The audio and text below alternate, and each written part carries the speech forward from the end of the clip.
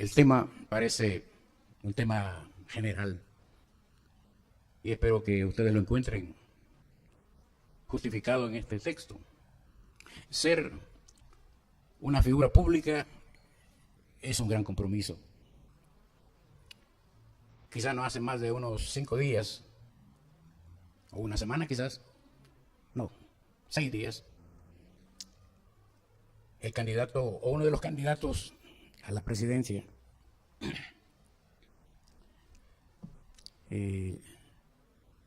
lo hicieron leña en el Facebook y en las redes y en los medios, porque siendo el dueño de la cadena de supermercados y queriendo ser presidente, una anciana del pueblo, ahí a 3 cuadras de aquí, se le atravesó, le pidió para comer. Y en los videos se ve que el candidato ni la volvió a ver. Y el que lo acompañaba, que era otro personaje importante, apenas tocó a la señora y tampoco le dio nada aparentemente. Como se hizo el escándalo, después parece que otras personas buscaron a la anciana y quisieron remendar la cosa. Porque la crítica era, ¿cómo es posible que ni siquiera volvió a ver a la anciana? Y destacaban los periodistas el traje de marca del candidato. Y yo pensé, tan fácil que hubiera sido para el dueño de esos súper sacarse $5 y dárselos. Pero no lo hizo. Bueno, no sabe las razones. Porque no sabe lo que hay en el corazón del hombre. Lo que la Biblia dice es que de la abundancia del corazón habla la boca. Y en el tenor de este texto hoy, de la abundancia del corazón se hacen también las cosas. En esta carta que venimos estudiando de San Pablo a los Filipenses, estamos apenas en el saludo y ahí ya nos ha dicho Pablo cómo piensa y cómo siente acerca de los creyentes de Filipos. En ese acto del candidato, uno puede leer, esté o no esté de acuerdo con él, eso es otra cosa, cómo siente y cómo piensa. Y eso es lo que le critican los medios, ¿verdad? Cómo siente y cómo piensa. Porque no es lo mismo a la hora de las propagandas, cuando abraza a una anciana o cuando entra en un cántaro. Esto de ser figura pública realmente es un compromiso. Quien no lo entienda se pierde. Pablo piensa y siente. Con la comunidad de Filipos, siente, hemos dicho en esta carta que es una carta de alegría. Siento alegría cuando oro por ustedes, dice. Y decíamos en la vez anterior que él oraba confiando en que Dios obre en la vida de esos hermanos permanentemente hasta el día de Jesucristo. Es decir, que Dios esté trabajando con ellos siempre hasta el día final. Hoy en los versículos 7 y 9 que acabamos de leer, vamos aclarando un poco más esta relación entre Pablo y los filipenses. Y por eso decimos que Pablo aquí nos dice lo que es el sentir y el pensar acerca de la iglesia y qué piensa y qué siente la iglesia por él, porque es en 2 vías. Una de las versiones más elegantes de la Biblia, estos versículos dicen así: esto que siento de vosotros está justificado. Os llevo muy dentro, pues tanto durante mi prisión como durante mi defensa y confirmación de la buena nueva, todos tenéis parte conmigo en el privilegio que me ha tocado. Muy elegante la versión de esta escritura. Ahora empecemos la primera parte. ¿Por qué titulamos esto de sentir y pensar? Curiosamente en esta carta, sentir y pensar se dice en una sola palabra. Y se confirma con otra frase que es más común para nosotros. ¿Cuántas veces usted, enamorado o enamorada, le ha dicho a la persona, te llevo en mi corazón? Juan Gabriel cantaba aquello de siempre estás en mi mente, ¿se acuerdan? Los que son abuelos se acordarán de Frank Sinatra cuando cantaba te llevo dentro de mi piel. I got you under my skin, te llevo una canción de moda en aquellos tiempos. Una manera de decir, estás aquí, te llevo aquí, estás dentro de mí. Bastante significativo lo que Pablo dice de los filipenses, aunque algunos traductores de la Biblia también dicen que es al revés. Que no es que Pablo lleve a los filipenses en el corazón, sino que son los filipenses los que llevan a Pablo en el corazón. Cualquiera de las traducciones que usted escoja, no hay problema, porque al final es un camino de 2 vías. Si Pablo lleva a los cristianos de Filipos en el corazón, correspondientemente los cristianos de Filipos lo llevan a él también en el corazón. Y esas no eran palabras, no son solo palabras. Los hechos están demostrando que eso son realidades. Por eso, cuando una enamorada oye de su novio que le diga, te llevo en el corazón, si se lo repite unas 10 veces al día, a ella le va a dar un poco de sospecha. O, como decía un amigo mío, de nada sirven las palabras si no se demuestran con los hechos. Es decir, si usted le dice a alguien te llevo en el corazón, tiene que demostrárselo, que usted lleva a esa persona en el corazón. Ahora, el problema es, ¿de cuántas personas usted puede decir que la lleva en el corazón? Piense un poco. ¿A quiénes lleva usted en el corazón? Más difícil tal vez, ¿quiénes lo llevan a usted en su corazón? Si una madre habla de sus hijos, uno no duda que lo lleva en el corazón. O un padre. A veces los hermanos pueden hablar de otro hermano en esa condición. Pero ¿acaso no es el corazón el lugar más apropiado donde llevar a las personas que amamos? Ahora, esto no es una metáfora solamente, no es lenguaje figurado. Por eso en el texto hay que meternos y descubrir qué quiere decir Pablo con esto. La gente de los tiempos bíblicos, especialmente el Antiguo y el Nuevo Testamento, pensaba que el corazón era el centro del intelecto, de la voluntad y de las emociones. Poco curioso, porque nosotros no pensamos tanto así de nuestro corazón. Pero cuando Pablo habla de llevar a los filipenses en su corazón, la consecuencia de esa actitud es que él estaba preocupado por ellos. Y viceversa. Porque si fuera al revés, Pablo tiene bastantes pruebas de que, y lo dice una vez, si ustedes si hubieran podido sacar el corazón, me lo hubieran dado. Los cristianos macedonios. Como que Pablo evitaba que para su ministerio la gente le diera plata. Pero aceptó de los filipenses y de los colosenses que sí aportaran ofrendas para sostenerlo. Y por eso uno encuentra en esta carta esa familiaridad. El corazón.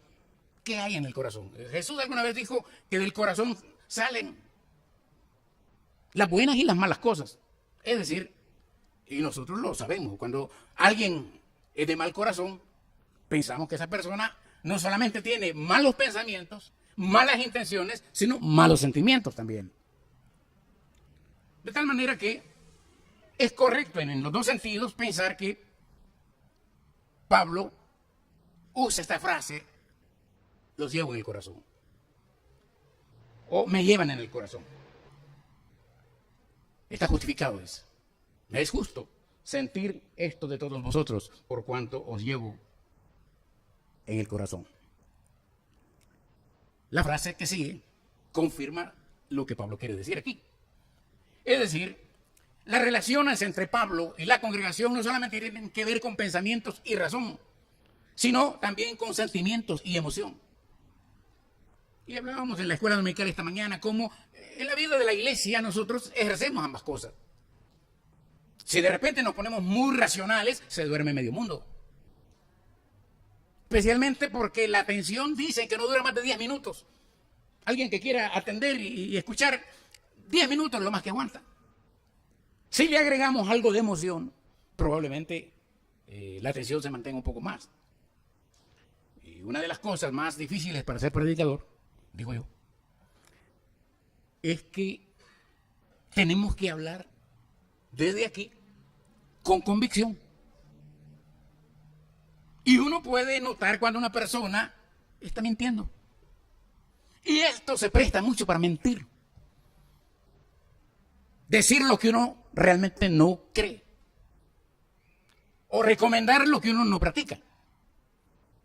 Tanto se encontró Jesús con este tipo de personas que los desnudó. Ustedes son sepulcros blanqueados. Ustedes ponen cargas a los demás que ustedes mismos son incapaces de llevar. Así que, ¿cuál es la fuente de esta relación entre Pablo y los filipenses? Bueno, la frase que sigue dice, porque ustedes han sido, lo leo, en mis prisiones y en la defensa y confirmación del Evangelio, todos ustedes han sido participantes conmigo de la gracia. Aquí viene el asunto. Uno puede mantener buenas relaciones con la gente cuando las cosas están bien. O si los dos estamos más o menos en bienestar. No es casualidad que uno tiene amigos a veces, gente de su círculo, de su propio círculo.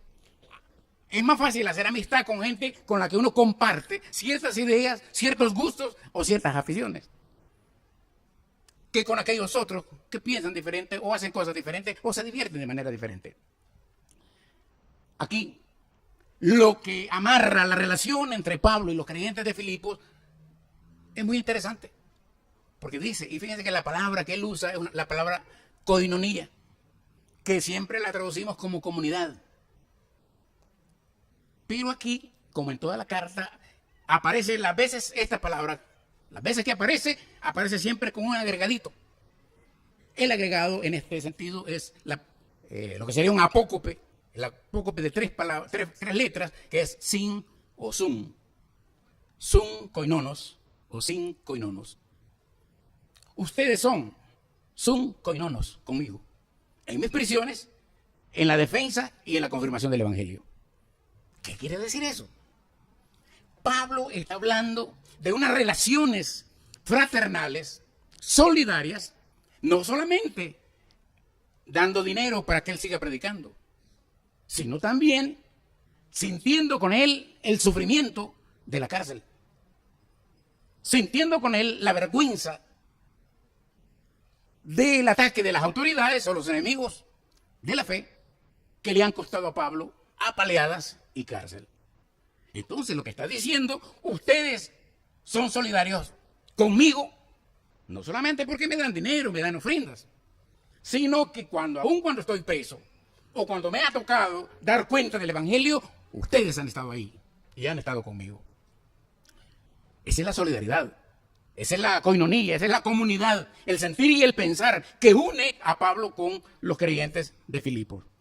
Y aquí habría que hablar tal vez, porque no fue una sola vez que Pablo es arrestado, vapuleado, sino que esta vez parece que va a ser la última vez.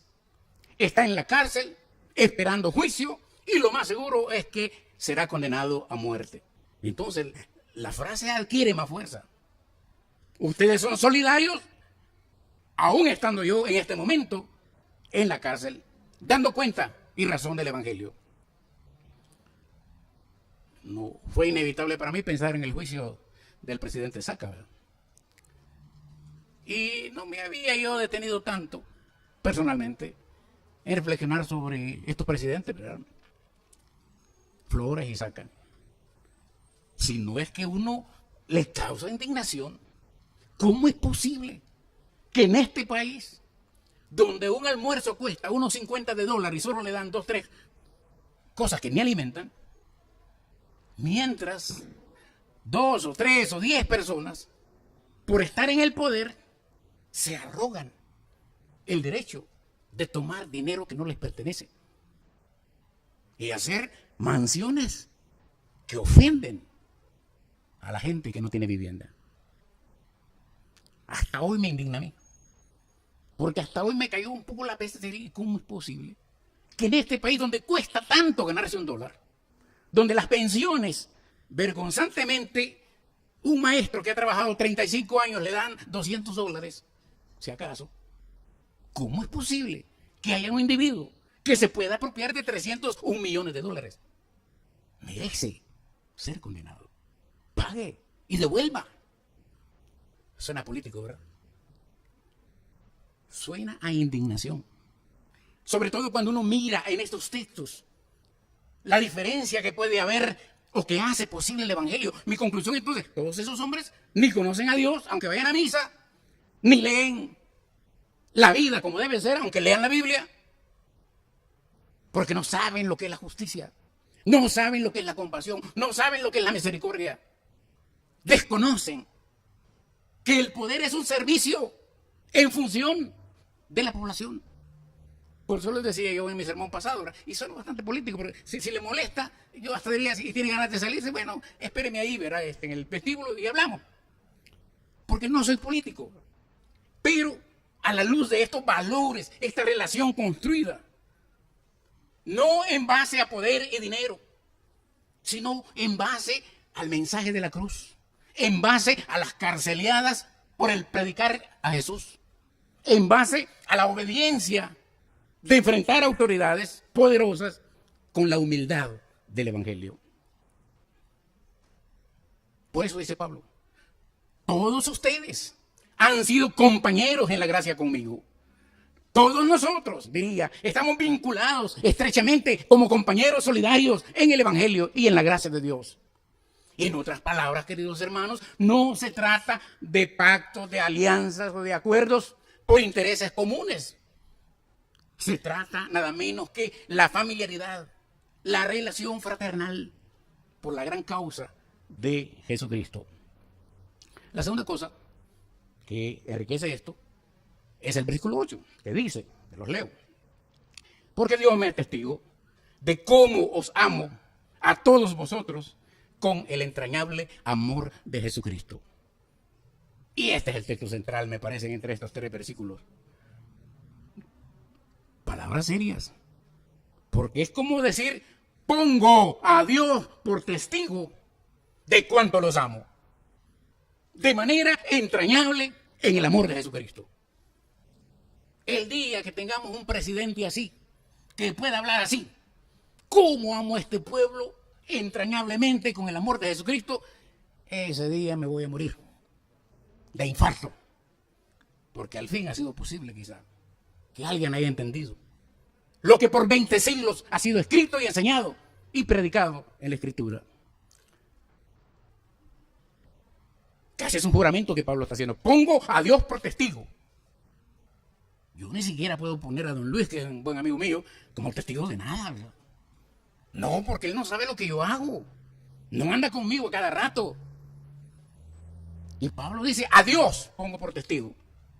O sea, si no es cierto, que sea Dios el que lo diga. Es una situación en la que se pone el apóstol. Decir, bueno, como Jesús algún día también lo decía, ¿verdad? ¿Quién me redarguye de pecado? Entonces, lo que Pablo pide es que Dios sea testigo del afecto entrañable que él siente por los cristianos de Filipo. Y aquí hay que decir algo también sobre esto de las entrañas, ¿verdad? Alguna vez les dije yo que las palabras de tanto pronunciarlas se desgastan. Y poco a poco lo que hablamos va perdiendo significado. Vamos exigiendo más aclaraciones para poder entender el desgaste de las palabras a veces mal usadas. Y cuando Pablo habla aquí del amor entrañable, no puedo dejar pasar por alto la palabra que aparece aquí es la palabra agape, agapao. El amor con que os amo es el ágape. Amor de entrañas. Ahora, lo curioso de este Pablo es que dice, Dios me es testigo de cómo los amo en el amor entrañable de Jesucristo. Voy primero a las entrañas. Los antiguos, y quizás los modernos también, llegan a la conclusión que realmente hay un juego en las entrañas de uno cuando se ponen en práctica las emociones. Ciertamente uno no dice te quiero con todos mis hígados o te quiero con todos mis riñones. No lo decimos así. Si acaso decimos te amo con todo mi corazón. Hemos trasladado de los riñones Las entrañas al corazón, pero es entraña también. Amor entrañable. No quiere decir más que el amor que sale de lo más profundo. Un amor que nace de la profundidad de mis pensamientos y de mis sentimientos. Dios es testigo de que los amo con un amor entrañable. Entonces la palabra que se ha desgastado, digo yo, es la palabra del amor. Pero aquí tenemos la oportunidad un poquito de entender qué quiere decir Pablo aquí. Usted lo sabe y usted lo practica. Ya don Luis nos ha enseñado, ¿verdad?, que en la Biblia hay por lo menos entre 3 o 4 palabras para hablar del amor. Uno, el amor erótico, el amor que hace posible que uno se enamore de una mujer y viceversa. Necesario, importante y bueno. El otro es el amor filial, el amor de padres a hijos, de hermanos con hermanos, que también es un amor digno y bueno. Y el otro, el amor ágape del cual Pablo está hablando aquí. La diferencia, me parece a mí que hay que hacerla, y hemos estado en días de amor y de matrimonio y de casamientos, ¿verdad? Y pensando en eso, yo siempre digo, qué bonito es el día del casamiento. La gente se pone los vestidos más elegantes. Una hermana me dijo ayer, abrimos los closets para ponerse uno las ropitas más, ¿verdad? Vamos a un casamiento. Algunos se ponen lo que tienen, ¿verdad? Tampoco es un malizo. Otra hermana me decía, ¿cómo añoro yo los años aquellos en que la gente se cuidaba en su vestimenta para venir a la iglesia? Y daba gusto, decía, venir un domingo y ver a la gente elegante, limpia, bonita, con sus mejores trapitos. Pero yo acotaba que algunos venían como yo, ¿verdad? Corbata, saco. Que el calor ahora nos hace quererlo botar, ¿verdad? Y estoy pensando en inventar una vestidura religiosa bautista que no incluye corbata ni saco, ¿verdad? Para poder estar bien delante de ustedes y no estar soportando algo que no es nuestro, por supuesto, ¿verdad? Esto es cultura europea. Pero bien, hablando del amor y de los matrimonios y de la gente que se casa, ya les he dicho también la gran sorpresa ingrata que me causa a mí, que gente que el día de su boda estaban pero dispuestos a dar la vida el uno por el otro, jurándose amor eterno, y una vez que una pelea amerita un divorcio, pueden llegar a ser tan enemigos, casi mortales. Eso no lo entiendo yo. No lo entiendo porque no lo he vivido y no lo quiero vivir. Pero me cuesta entender, ¿cómo es posible que una mujer que me dijo a mí, te amo con todo mi corazón, te llevo en mi corazón? Y en la corte me puede decir, ingrato, hijo, rata de... ¿verdad? Eso es el amor filial. Es limitado. Porque se da, porque se recibe. Si me querés, te quiero. Pero si no me querés, pues busco otra. ¿No es cierto? Ahora, a los hijos no les puede decir uno así. Esa es otra variante, ¿verdad? No les puede decir así. Pero se puede quebrar la relación. He visto relaciones quebradas entre padres e hijos. He visto relaciones quebradas entre hijos con sus hermanos, perdón, hermanos con hermanos. Y a veces por problemas de propiedades. Todavía no deja de ser extraño. Gente que es capaz de machetearse porque el abuelo no heredó como debía ser. Amor filial. Es imperfecto. Porque solo se da porque me dan. Te amo hasta que me ame. Y por eso cuando a uno se casa, ahí le dice hasta que la muerte lo separe. Pero cuando el pastor dice eso, lo que está diciendo, deseando que el amor de ustedes abunde y sobreabunde y nunca se acabe. Pero resulta que en la dureza de la vida, muchas veces el amor de enamoramiento de los primeros días o meses no dura. Cuando ya vienen las cuentas que hay que pagar y todo eso, entonces el amor se convierte en otra cosa, en responsabilidad, en convivencia, en acostumbrarse a la pareja. Pero ese 2 días, me doy porque me das, te doy porque me das. ¿Se acuerdan de aquella vieja canción? Cuando tuve, te mantuve, yo te tuve y te di. Hoy no tengo, ni te tengo, ni mantengo, ni te doy. Así es. O así era. Pero ¿qué es el ágape? Aquí está nuestro problema. Porque el amor ágape es inclusivo e incluyente, sacrificado y sacrificial. Una paradoja, es desinteresado, pero interesado. Es desinteresado porque no busca ganancia, pero es interesado porque busca el bienestar de aquel otro al que se ama. O sea, que el ágape, el amor ágape del cual habla Pablo aquí, del cual espera ver en la iglesia, es el amor que va más allá del amor familiar, el amor de enamorados. Y a Jesús lo advirtió. Si solo amáis a los que os aman, nada hacéis. Eso es lo que hacen los publicanos. ¿Se da cuenta? O sea, si uno solo quiere a los que lo quieren a uno, no está haciendo nada. Se está comportando como pecador. Pero si quiere ser cristiano, entonces el amor va más allá. Es el amor ágape. Porque en la distancia y en la cárcel, Pablo no solo desea estar con los hermanos, está preocupado por resolverle sus problemas. Y en la carta, como vamos a leer más adelante, aparecen los problemas de los filipenses. Un par de mujeres ahí que por más y más no se entienden. Y están minando la coinonía de la iglesia. O los predicadores aquellos que, a contrapelo y contra el mensaje mismo del evangelio, predican lo que se les antoja. Por eso cuando Pablo ora por todos. Incluso por esos pícaros que están destruyendo la iglesia. ¿Por qué? Porque es el amor ágape. Él desea, con todo, que la iglesia tenga paz y alegría. Que vivan la paz y que experimenten la alegría en su compañerismo. Pero a la vez, sabe que por ese espíritu son capaces de sufrir con él. De llevarlo en oración mientras él está en la cárcel. Impedido de poder seguir predicando porque está bajo juicio. Así que esto tiene que decirles, los amo. Y literalmente sería con las entrañas de Jesucristo. Mira qué cosa. Como si a ustedes los amo con las mismas entrañas de Jesús. Para empezar, no tenemos acceso a las entrañas de Jesús, ¿verdad? No se puede. Pero lo que está diciendo es, probablemente en lenguaje figurado, los amo de la misma manera en que Jesús amó al mundo. Porque el amor de Jesús fue amor de entrañas. Amor profundo, amor que salió desde adentro. De lo contrario, no hubiera sido posible entregar la vida por los que se pierden. Entonces Pablo está hablando aquí de la intensidad de sentimientos, las entrañas de Jesucristo.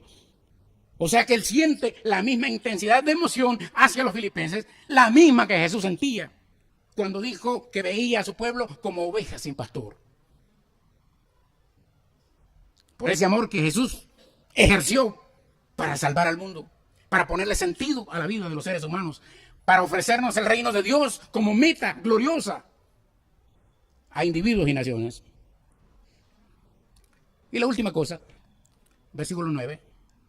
Y esto ruego, que vuestro amor abunde aún más en ciencia y en todo conocimiento. Aquí viene como el complemento. Porque es cierto, ¿verdad? Cuando decimos, bueno, hay que amar a todos. Hay que amar hasta los que nos caen mal por causa de Cristo. Hay que amar a los que nos odian. Hay que amar a los que no nos miran bien. Hay que amar a los que piensan mal de nosotros. Hay que amar a los que desean mal para nosotros. Son nuestros enemigos. Pero hay que amarlos en este ágape. O sea, ¿cómo se aparta uno? Eso no va conmigo. Si no va con usted, no va con el reino tampoco usted. Y por eso dice, ruego que este amor abunde en ustedes en ciencia y en todo conocimiento. Ajá. Porque en esto de querer amar a todo el mundo, también se puede equivocar uno. Se puede equivocar, ¿verdad? Es decir, por ejemplo, a veces las discusiones usuales, ¿verdad? Si alguien necesita y le viene a pedir a usted una vez y usted le da. Y viene una segunda vez y usted le da. Y viene una tercera vez y usted le da. La pregunta es, ¿cuántas veces usted le va a dar a ese? A saber. Porque por un lado, la gracia de Dios, la misericordia de Dios es muy grande. Y nosotros que pretendemos acogernos a la gracia y la misericordia de Dios, estamos obligados a ejercerla de la misma manera. Pero la corrección que hace Pablo aquí es interesante, porque dice que vuestro amor abunde en ciencia y conocimiento. Y resulta que las dos palabras vienen a ser como correctivos. A donde nos lleva eso, es decir, que no hay que amar a lo tonto. No hay que amar ingenuamente. No hay que amar sin hacer discernimiento. En la práctica yo lo he vivido aquí. Más de alguna persona que uno ya necesita y le da, y después de 3 años de estarle dando, y bueno, y cuando vas a trabajar, pues, ¿verdad? Pues sí, hay que decírselo. Mi mamá decía, ustedes a la bondad le llaman tontera. Es decir, si uno, y el deber cristiano de ser generoso, pero no tonto.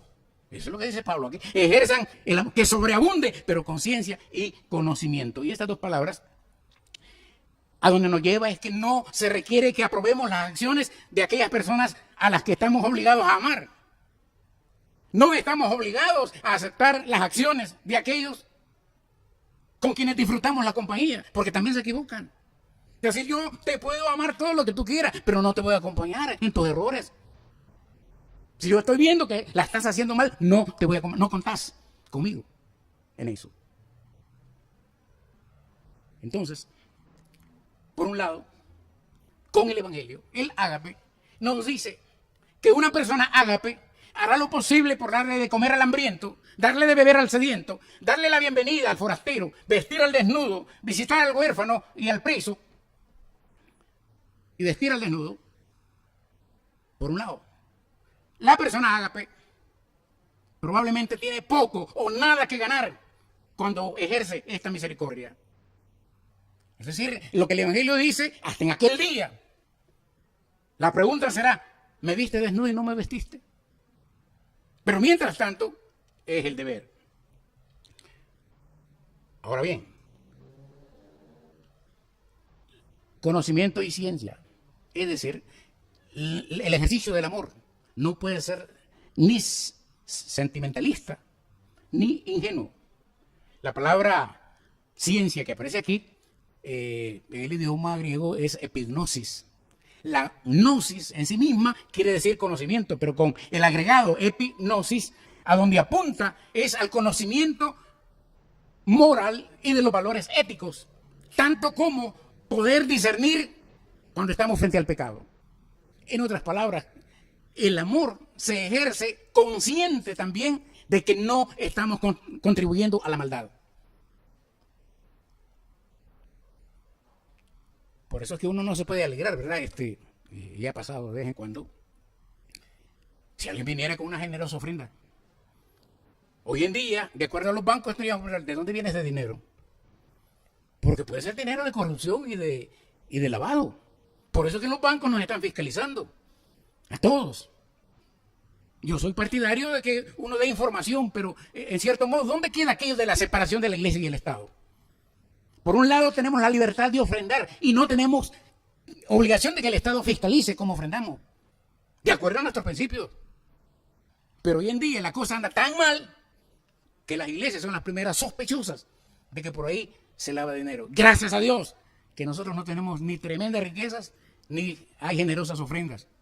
Quizás tiene que llegar el momento en que debe bastarnos tener suficiente para ejercer el ministerio, sin estar preocupados cuánto acumulamos y acumulamos vez por vez.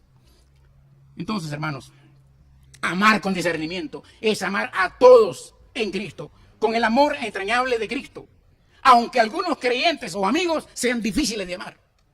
Hay gente a la cual le cuesta a uno amarla. Es tan erizo que un abrazo y te deja todas las espinas. No se dejan amar, no se les puede amar. ¿No es cierto? ¿No se han encontrado ustedes con gente así? Entonces, amar con ciencia y conocimiento es amar a nuestros amigos, aunque sean difíciles de amar. Por el ágape, hemos de amar a aquellos que no tienen ningún atractivo, como el siervo sufriente. Verlo hemos, más sin atractivo para que lo deseemos. Hay gente así. Pero aún así, hemos de amarla por el ágape de Jesús, por el amor entrañable de Jesús. la fe en Dios y la comunión con Dios implican una nueva manera de mirar y de sentir y de pensar hacia los demás. Esto es lo que este texto nos dice. Y no anula la capacidad de entender y de discernir cuando cumplimos nuestros deberes cristianos. Es decir, no es ser cristiano a lo tonto otra vez. Porque si tanto amó Dios al mundo que dio a su Hijo en sacrificio por él, ¿cuánto le corresponderá a los seguidores de Jesús hacer por el mismo mundo?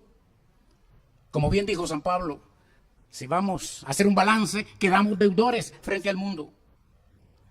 Porque frente a aquellos que se encuentran en estado de perdición, no nos queda más que mirarlos con compasión, con misericordia y orar para que se conviertan al Señor. Los creyentes que aman con conocimiento y discernimiento no serán personas que toman decisiones sin pensar, de las cuales se pueden arrepentir más tarde o no puedan arrepentirse. Pero si son personas coherentes, constantes, confiables, igual como dice el Salmo 1, bienaventurado el varón que no anduvo en camino de pecadores ni en silla de escarnecedores, será como árbol plantado junto a arroyos de agua. Esa es la calidad, la estatura de los cristianos. O aquel que construyó sobre la roca, para que cuando vengan las tempestades no puede ser víctima de ninguna ruina. Entonces, lo que Pablo propone es la práctica del ágape. Lo que Pablo detecta es que hay ágape en la iglesia, pero hay problemas en la iglesia también.